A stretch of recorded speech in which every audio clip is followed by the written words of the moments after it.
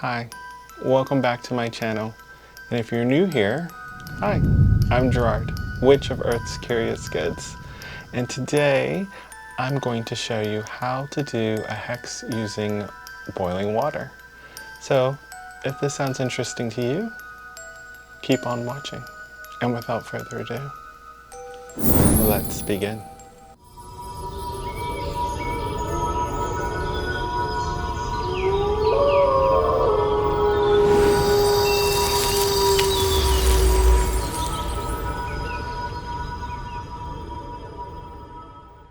So today's spell is influenced by a Filipino spell that, if you are familiar with Filipino spells, commonly hexes and darker baneful magics aren't something that you could just stumble on or is just laying around. Commonly or typically, those kinds of spells are usually taught from person to person or practitioner to practitioner. So it's just not easily something that you stumble upon. But as I was a kid and I love ramen noodles, so for those of you that like ramen noodles, you know that you boil the water, you put the ramen in, and you kind of wait. Well, when I was in school, I used to, get bullied, and, instead of bothering my parents, they were always busy, or I always felt like they really couldn't do anything about it. So I unintentionally casted a hex on a bully that I had in school. And what I would do is, as I was making the ramen noodles, I would stare into the boiling water and pretend that the bully was the ramen noodles, and their life was just coming apart as the water was boiling.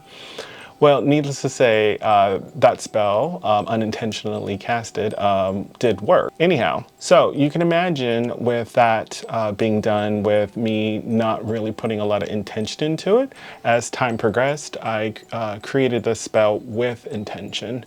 And so as you give a spell intention, of course, it gives it more focus and it gains momentum or power, as you would say. So it gave it a little oomph as I gave it this spell more life. So I designed this for those of you that are being bullied, or maybe you're in a situation where it's just not easy for you to get out of. You're being tortured. It's not so much, I wouldn't use this spell for revenge. This isn't kind of a revenge spell, although I wonder if I think I've already posted one like that, sort of like a justice spell. Anyhow, this is kind of to get somebody to leave you alone, to make sure that justice is enacted on your behalf using this spell. Now, word of caution, and just a disclaimer, when you do this spell, take all the precautions as necessary, do all your cleansings, do all your grounding, just give it some intention, and like with all baneful magic, you want to do it responsibly, okay? Just don't willy-nilly sending hexes all over the place. Be certain that this is something that you do want to do, and you're going to come across hex work. I feel like everyone should have that under your belt somewhere, so I think my channel should be able to teach it to you. So, I digress. What you're going to need is a few things. You're going to need a pot. You can also use a cauldron if that's what you want to use for over a fire, or you want something to be able to boil water in. You're going to need a permanent marker, and you're going to just need a piece of paper. Now, if you want, you can also take the piece of paper and, cut it out in the form of a person, if that helps you focus or visualize a lot better. I have previous videos where, I've kind of done it where you can use puppet magic, things like that. So if that helps you focus, then by all means, but I want to keep it as close to my original spell and to make it as easy as possible. So like I said, the original part of this was unintentional, and so I created it where it has intention, and this is how you're going to give it intention. So with your piece of paper, you're just going to write the first and last name on the paper of the person that you want to hex. I'm not doing it on anyone, so I'm just going to write John Doe. Okay, now here's the part. You want to be able to connect this with the person, okay? You want to visualize, you want to say their name many times as possible. You want to take all that hate, all of that torture feelings, all of that hurt, and you want to focus it into this piece of paper, their puppet, or whatever you want to represent them. You want to also add as many things, if you want to give this spell even more power, as many things as possible. So if you're able to get a piece of their clothing, their hair, their fingernails, if you know their birthday, their astrological sign, if you can attach a picture to this, whatever you want that helps you connect to that person a lot more. Now, if it's like maybe an ex, or you were in a relationship with them and so forth, then you already have that connection. You just are helping your visualization or your focus now, okay? So, like I said, I'm not doing this spell. I'm just helping you be able to do the spell. So you are going to, of course, take your pot and you're going to fill it with water. Now you can use moon water. You can use your sun water. If you have war water, even better. Or if you have cursing water, hexing water, things of that nature, you can use all that. I just use water.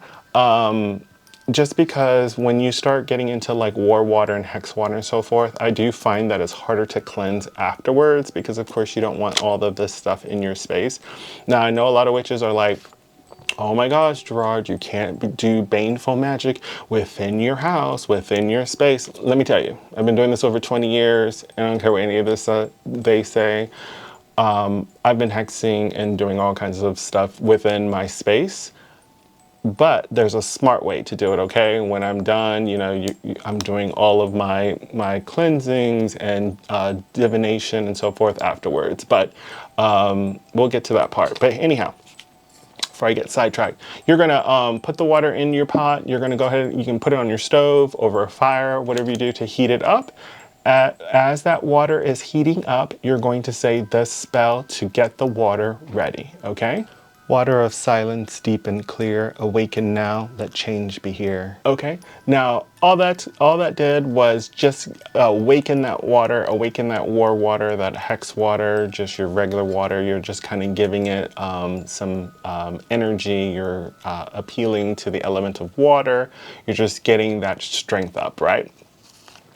Then all you're gonna do is put all your items as the water is boiling into the pot, okay? So now that we've put it into the pot, it's boiling. You're seeing all the steam and boiling going on. You're focusing on their name, okay? You look at the representation of all the items that you put inside of the pot, okay? You're putting all of those emotions into this pot, into that water, into that image that you made of them, okay? Because we're hexing them, of course, okay?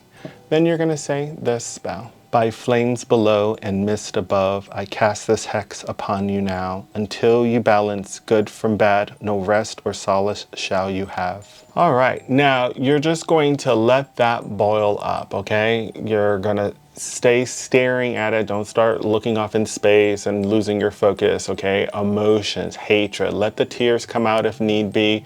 Release all of that. Don't hold it. Put it all into this water, all into the image of that person, okay?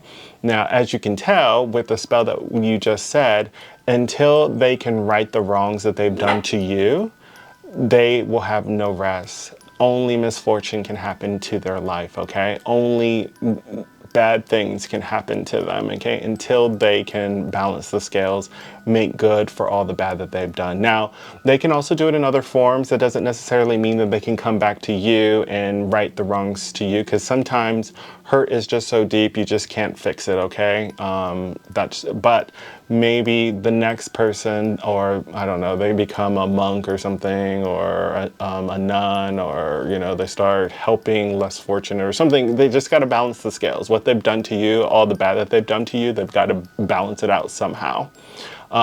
If they don't, well, the hex stays in place. Anyhow, okay. Now you're like, okay, Gerard, I've got this bubbly stuff in my kitchen or wherever you're boiling this up. What are you going to do with it?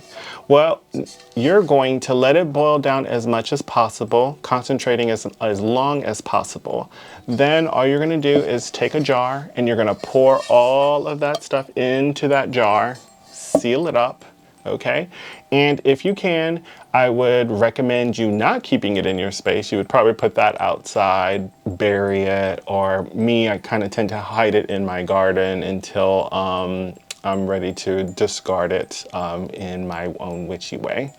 But it also comes in handy too, because in case you need to, you know, break the hex, maybe you're having second thoughts, so forth, or maybe what's happening to them is a lot worse than you thought. Then yes, you would open up the jar.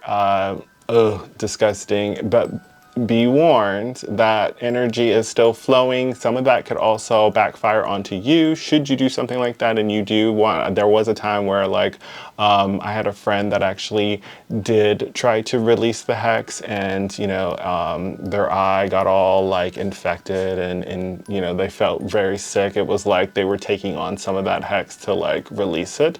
So just, you know, things of that nature, keep that in mind. Energy is always flowing and excuse me, and going somewhere, right? So yes, you'll keep that as long as you want that hex to keep going. Well, there you have it. My boiling water hex, inspired by a Filipino spell.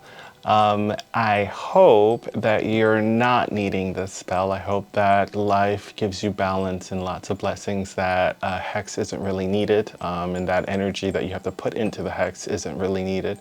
But should life get really difficult or whatever your situation is, then sure, do my hex, see how it goes.